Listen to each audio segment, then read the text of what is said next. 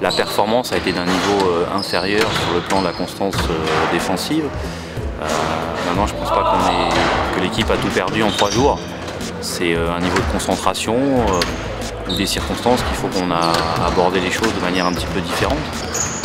De façon un peu surprenante, on avait des pourcentages d'adresse qui étaient plutôt vraiment très bons depuis le début de l'année. Malgré nos difficultés, on avait des pourcentages relativement élevés.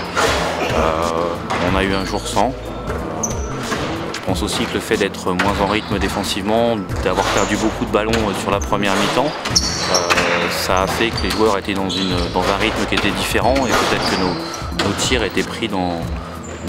Un, il y avait des mauvais choix, donc des tirs plus difficiles, et deux, on n'était pas dans le bon dynamisme au niveau de la prise de tir, ce qui a joué sur l'adresse.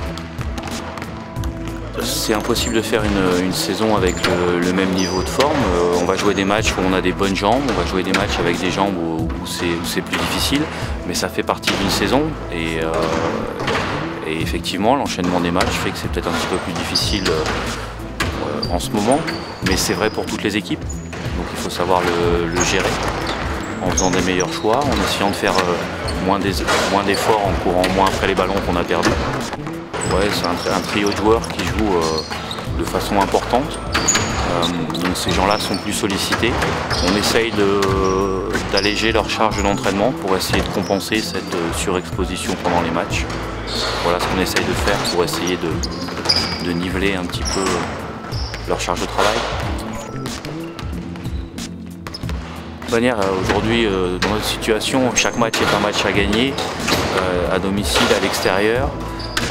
On sait le résultat dépend dans un premier temps de notre niveau de performance à nous.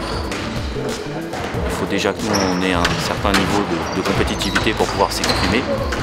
Après, dans un deuxième temps, l'adversaire gravine.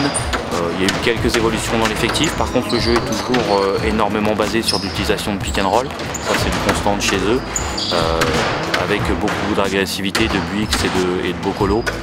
Ça, c'est toujours présent avec un joueur intérieur de fixation qui est Ludo, qu'on connaît bien, avec ses très belles mains.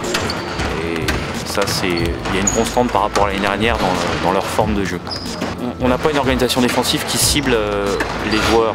On ne se dit pas sur tel joueur on va faire telle organisation, contre tel joueur on fait autre chose.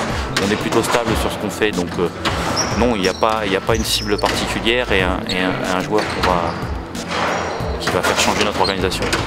L'absence de J.K. Edwards, elle joue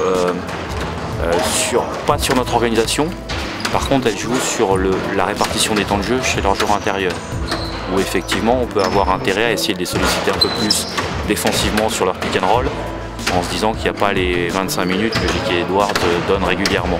Par contre, il ne change pas notre organisation.